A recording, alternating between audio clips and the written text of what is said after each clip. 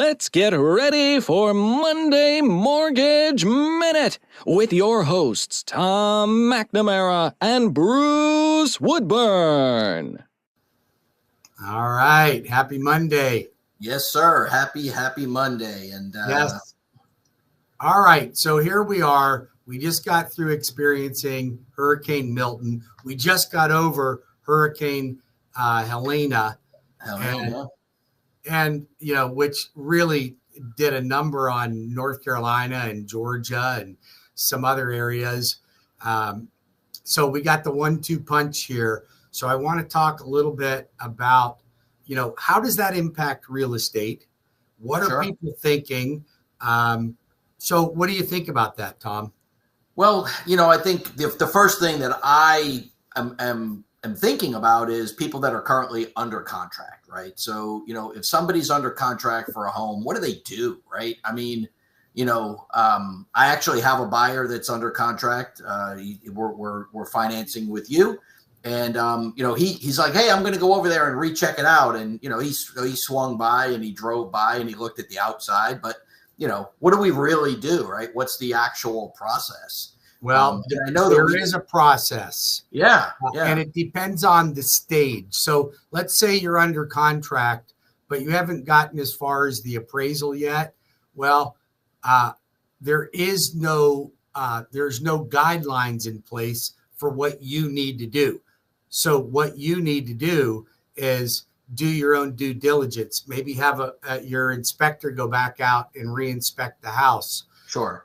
But now, if there was damage of any sort, Tom, as the real estate agent, what's the responsibility of the seller to convey that to the buyer? Yeah, so there's a section, I do forget which section it is, but there's a section in both contracts, both the as-is FAR bar and the other FAR bar contract, that the seller must maintain the property in the condition it was in when it went under contract, right? So you can't materially damage or allow to be damaged the property, right? So what that means is, you know, if everything was good and it passed inspection and we were happy, and then you break a window, you have to replace that window. Whether you did it or the storm did it or the squirrel did it, it doesn't matter, right?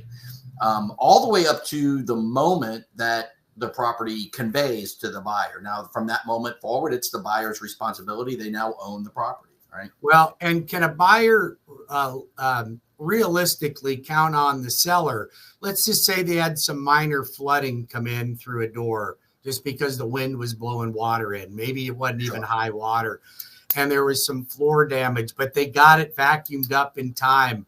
Is that something that they need to disclose? Maybe there's water underneath the laminate flooring or something, or moisture.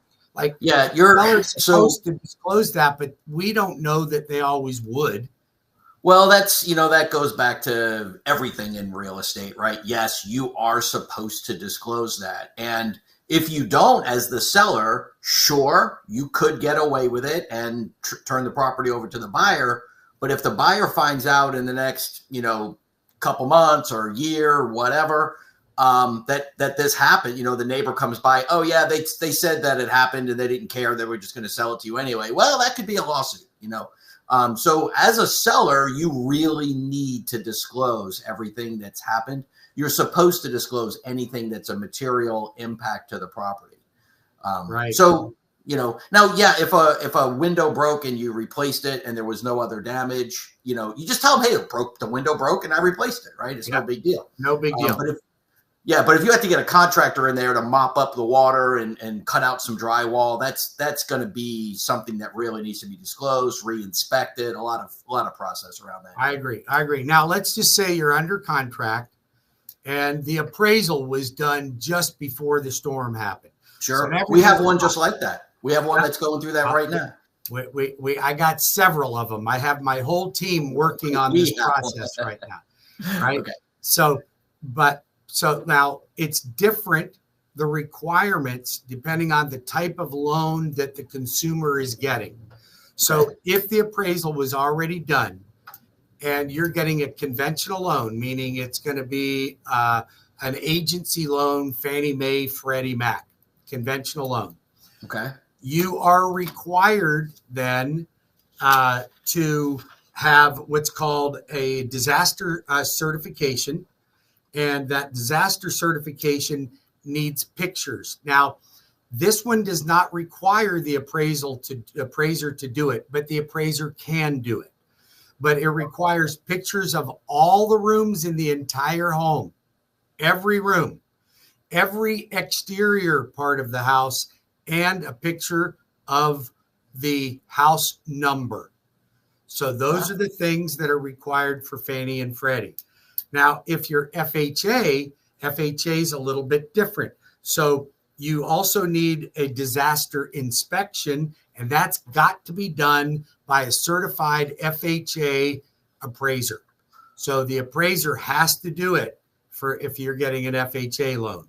Okay. If you're getting a VA loan, then the lender and the veteran just need to sign a document stating that the house is in the same shape or has no damage to it whatsoever.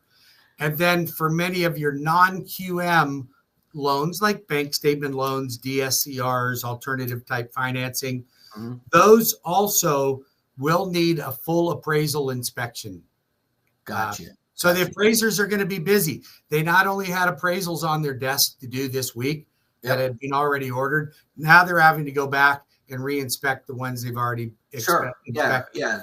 So not only did you have, stuff that needed to be already happened, but you have stuff that has to re-happen. Plus, let's face it, some of these appraisers they're people too. They live here too. And some of them might be impacted by the storm and not be able to work. And a lot of people hadn't had internet. Some people still don't even have power.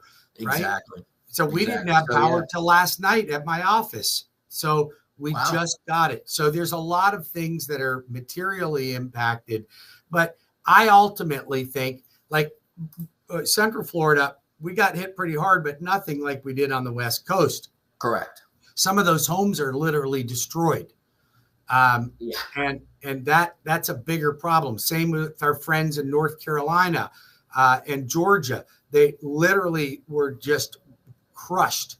So what happens to people that live in those areas? Are they going to rebuild? Are they going to sell? Are people down that live in, Tampa and Sarasota that had their homes wiped out? Are they going to go, you know what? I'm done with this. I'm moving out of Florida. I believe, this is just my belief, but I believe a percentage of people will do that. I mean, especially if you've been hit by 3 or 4 storms over the last 10 years, 15 years, and it just seems to keep happening, and you're in a place that's obviously very exposed to it, you might very well be done. Or if you just moved here from, up north and this is your first one, it could scare the crap out of you. It most certainly could. It most certainly could. Especially if you rode it out. It's like, I can ride it out. This is not that bad. And, then the next thing you know, you're on your roof getting I've rescued. got a friend of mine that's got a house in Captiva, and he doesn't even know the shape that it's in just yet because they can't get out there. Can't get out there. But you know what? He made a comment. He said, if you want to have a house on the ocean, then you have to be prepared for these kind of things. Don't buy one on the ocean unless you are prepared for it. Yeah, right? Prepared for it mentally and financially. Right? Yeah. And he said that. He says it's expensive to have a beach house, not only to buy it, but just to maintain it and keep it up. Right? Absolutely. Even without big storms, it's hard to maintain because of the salt water and all that stuff. I will say that there's a place that I've been to. It's right around Crystal River area. I forget the name of the islands, but there's this group of islands that a friend of mine likes to get a fishing cabin out at. And I went out there with him, and some of the houses out there are built on 20 to 23 foot stilts. They're huge. They're not your typical 12 to 14 foot. They're 20 and 23 foot, right? And then other homes right next to it are built at ground level, right? Yeah. And so, I think the person that's at ground level is, eventually going to have to, that thing's going to need to get knocked down and rebuilt. I guess the question is going to be when and who's going to foot that bill, right? Right. Well, I think your house would have to be demolished before, you'd be able to really completely rebuild it according to insurance. Right. That's an insurance deal That's out of the scope. I'm gonna talk to my insurance people and see if I can get an answer on that one. Not that I have anybody, but I'm just. You better wait for a few weeks before you call an insurance guy. I think they're going to be a little busy right now. Oh yeah, absolutely. But then everybody's going to be calling for roof claims, and then our insurance is going to get all jacked up again. Oh yeah, absolutely. So yeah, I saw something that they indicated that our insurance rates are not going to increase because of Milton, and I called BS on that. I call BS on that one. Yeah, I can't see that not happening. So anyway, hey, I hope everybody's okay out of this storm, and if anybody needs help, including a buyer, a realtor, a mortgage person, whoever you are, if you need help getting through this, if you have customers, reach out to Bruce and I. We'll be happy to help. We'll be happy to help. And anything that I'm not an expert in, I'll let you know, and I'll tell you who I know that is the expert, right? So, and because gosh, we can't know everything. We don't know everything, but we certainly know a lot of people that know the things that you need to know. I can find any answer for you. That's right.